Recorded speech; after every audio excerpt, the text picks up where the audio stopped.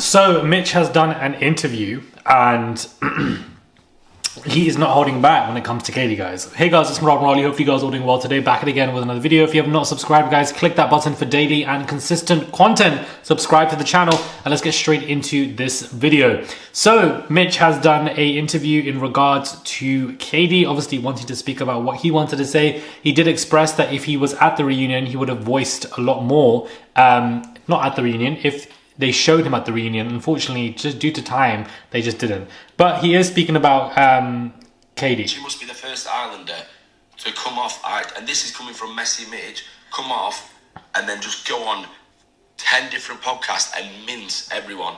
And to the point where it's like, you're calling me and Ella B fake, you came in with a boyfriend. You have a boyfriend to this day. You know what I mean? And I've been told by the other girls, I'm not going to name names because I'll just take all of this. You had your boyfriend's bracelet they give you on. Your boyfriend was at your house whilst you were there and you're calling me fake. I got called fake by Kady. Kady was doing the most. I should be doing what Kady's doing. And all I'm doing right now is retaliating. I wasn't going to come out and smoke and say anything about anyone. Like, even like, Uzi's my boy. He was sat in these podcasts and I know for a fact he didn't want to be there. He just thought, I'm just here, I've got to do it. Like, you're saying to Zach, like, 15 minutes of fame, bro, you had to come back on another season. Come attack for that because you...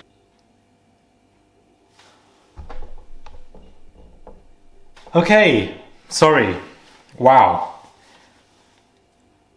He didn't hold back. He did not hold back at all.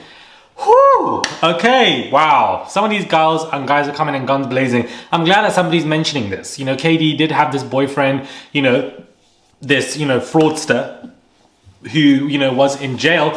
And it looks like, child, the way Mitch is talking, Kady's gonna come for him and he's gonna be in there with Kady's boyfriend in cell block D. Because I do feel like, I'm glad that somebody mentioned this because it's been a conversation. He's now saying that even the girls were saying that she was wearing bracelets from him. So how can she call anybody fake or say 15 minutes of fame when, you know, you allegedly have somebody on the outside anyway? So poor Uzi.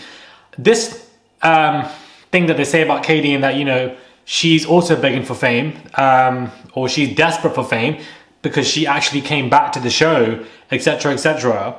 I disagree with that one point. It does not make sense to me. She was asked to come back to Love Island because she is relevant. She was asked to come back to Love Island. Now, she was on Love Island 2016 season 2. She has made this into a full-time career, guys. And you have to grind and work hard from an Islander from 2016, where it wasn't social media peak, to still be known to this day. So the notion of, but Kady, you came back, you're desperate for the fame, that may be true. You're desperate to be relevant. I don't think the relevancy point actually lands because she was asked to come back because she was relevant. She was asked to come back because she was considered a Love Island legend. And when you're considered a Love Island legend, you've made it into a career. And, you know, that's very hard for you to do if you're coming from season 2 to now. You still are. So I feel like Kady will still be remembered and recalled more than 60 to 70% of these Islanders on this current season. She was asked to come back. I don't think you can play the game of you're trying to be relevant by coming back to Love Island because they are requested to come back because they are relevant, because they are going to cause something, because people are going to be appealed by them returning. Does that make sense? I get the point of they want the fame still and I get it and they're going to help boost their socials. Of course it is. But they're asked to come back because they are relevant or they are known or they're considered to be a legend. I don't know if that point is landing or making sense. But anyways, of course, he's going at it. He's going at it, guys. And I'm here for it. Damn, these podcasts. I used to miss doing them. Me and Scott have spoken, but I just haven't actually, you know, asked him. Like, I just have not reached out. I've just been so busy. It's been constant stuff. My brother's wedding, 3 down weeks, and flipping this event that I planned, which was amazing. Shout out to everybody who came, over 200 of you. Lit. But I just feel like the podcast conversations got very reductive for me. I just feel like everything was the same and that everybody was going to come out and it was the same questions of who kissed who and whatever. And Love Island Winter just kind of deaded it for me. Like, it just overkilled it for me because I just found it boring. But I feel like this is one of those few podcasts that actually is quite funny and entertaining. But I get what he's saying though. And it kind of reiterates to what I've just said about how it's become reductive and boring. Kady came out and did like 10 podcasts and said the same thing. Every podcast that she went on, it was the same info of, I'm going to say this about this person or cuss this person out or this is, it's just the same lack of depth, lack of substance conversations, and sometimes that can become reductive when you have constant Love Island. And that's just how I feel. The stats for Love Island went from 3.4 million to the finale to 1.3. I feel like I'm part of that stat. And it's like, give me some stories of how you overcome life's struggles. That's what like Rachel's interview that I did, or when I interviewed Zeta, like these are interviews that are how you overcome stuff. And to me, that's just so empowering. So I don't know, that's where my head is at right now. Maybe I'll reach out to them. If I do, who do you guys want me to reach out to? But anyways, let me know what thoughts are when it comes to this Mitch interview. I thought that was absolutely wild, and he's not holding back, and I'm glad that he's not. I feel like Mitch is a great character for Love Island. He was a great asset. I want to see him on more reality TV. He's always trying to cause some kind of drama. He is messy Mitch, but at the same time, he is also quite funny. I think Mitch is a good character to Love Island, great on his season. He would have excelled on any Love Island season.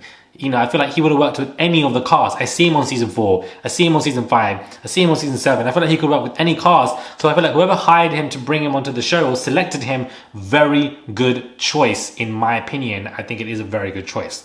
So I feel like I'm glad somebody mentioned Kady's boyfriend. I think it needed to have been done because it was very odd and sus that you would return. Like, you don't have a leg to stand on to cuss anybody else out if you've got this secret boyfriend at home or in jail, wherever he might be, and you're wearing bracelets, etc., and it all seems to be some kind of plan. Like, whatever you say can fall flat. But Kady will now respond to this, which means that she'll jump on another podcast and then respond to this. It all just becomes very reductive in my opinion. But she definitely will say something. I believe she was on one other podcast saying that, you know, Mitch was a reason for why she was receiving death threats. So it seems that these two are going back and forth. They were kind of beefing on live air as well, which is why I am disappointed in the reunion. Now, granted, I think looking at people's comments, it isn't the worst reunion, the worst of season 8, in my opinion, when we look at it properly. However, I guess I was just very disappointed.